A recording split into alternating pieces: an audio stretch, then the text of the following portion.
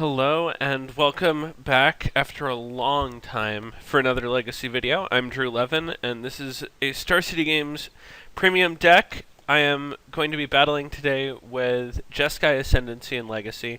It is a bit of a different look than what Brad Nelson ported over from Josh Utter-Layton's build in Modern that he and a bunch of other people played at the Players' Championships. So this is a combo attrition deck, whereas that one was more of a versatile deck. So the big difference here is the existence of counterbalance in top, whereas Raptor had, Path to Exiles and Lightning Bolts that Brad turned into Swords to Plowshares and Lightning Bolts, and may have also had Young Pyromancer, I think. This wants to play a control game and just sit around, cast a bunch of cantrips, only have 20 lands, so super streamlined. And, we have Plow, we have Force, but our goal is to lock out the combo decks, so we have a great game one against combo, because we're going to find top and counterbalance with our dozen cantrips and 4 tops. And then, against the aggro decks, they don't have a ton of great ways to disrupt us, and we have counterbalance to lock out the only card that we really care about, which is Swords to Plowshares on Fate Stitcher. And then we cast Jeskai Ascendancy. I have some probes in here, but I was talking with Jarvis Yu, who I chat with a bunch. He and I work in the same general area.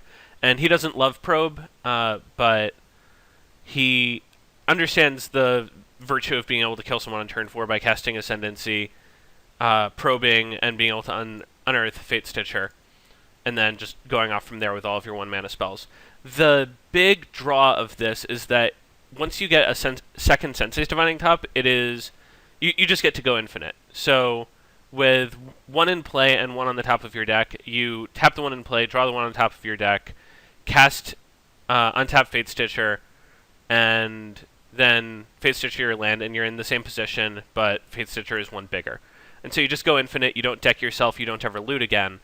And we have the same Ponder, Brainstorm, Probe, Treasure Cruise package that all of the Delver-ish velocity control, I guess, decks are playing, so that we don't get attritioned by those people. And then after sideboarding, you can actually do basically whatever you want.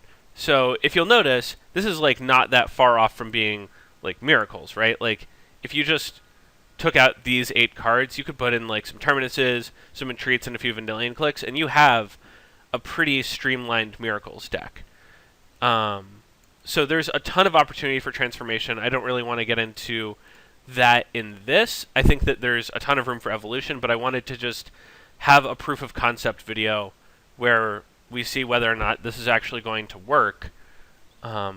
And so we just have your usual assortment of dead average to decent in the right spot sideboard cards. Pyroclasm against, Thalia and company. Wear Tear against people who have a bunch of troublesome enchantments, or Chalice of the Void, because all of these cards. Vendilion Click just as another way, if they really want to try and fight us on Fate Stitcher, that we can clock them for a bit. Snapcaster Mage as sort of another copy of all of our sideboard cards, right? When you have... It's also very annoying to play against if you're Storm or any deck that's trying to discard resistance cards, because you Thoughtseize into Flusterstorm plus Snapcaster Mage, and on its own Snapcaster Mage isn't very good, but you have to take Flusterstorm because otherwise it beats you, and then Snapcaster Mage just sits there and also has to be taken. So that's annoying. Vendilion Click also annoying against combo decks.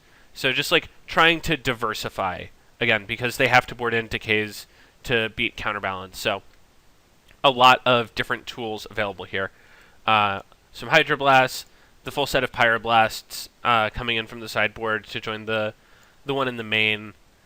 I think that the card is just phenomenally good right now. Either you're building your deck to not really get affected by it, you're building your deck to play it, or I'm not really sure what the third option is. I think you have to be aware of how many Pyroblasts are getting played in Legacy right now. And then Elspeth as a card that doesn't get Pyroblasted, because, good God, Pyroblast is good against our deck. which is one of the reasons that we have Hydroblast, Hello, and Bread metagame. So Elspeth doesn't get Decayed, which is really important. Decay is very good against our deck. And can just like sit there and defend herself, and then eventually you get this neat emblem that says artifacts, creatures, enchantments, and lands you control have indestructible, which is really nice because it just protects your Jeskai Ascendancy kill, if that's your speed, or, you know, it can just kill them if you can clear out their board. And then another Path to Exile against all of the Tarmogoyf decks, a Misdirection against the Decay decks, and that's about the entire sideboard. Again, you can take this any way you want. You could board in like 4 Planeswalkers and like go to town. You could board in Young Pyromancers. You could have Young Pyromancer main, but again, I really want to see whether or not Counterbalance is the real deal, and that's what we're going to be doing today. I'll see you in a sec.